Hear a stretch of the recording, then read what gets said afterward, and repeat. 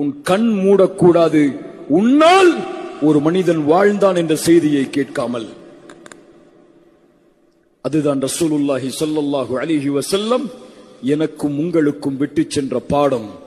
M ரசூல் நாளை மறுமையில் எம்மை பார்ப்பதற்காக காத்துக் கொண்டிருப்பார்கள்.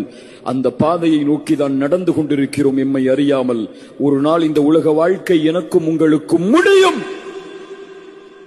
அந்த முஹம்மது ரசூலை நாளை மறுமையில் பார்க்க வேண்டாமா? அந்த முஹம்மது ரசூலோடு நாளை மறுமையில் வாழ வேண்டாமா? அந்த முஹம்மது ரசூலோடு நாளை மறுமையில் அமர வேண்டாமா?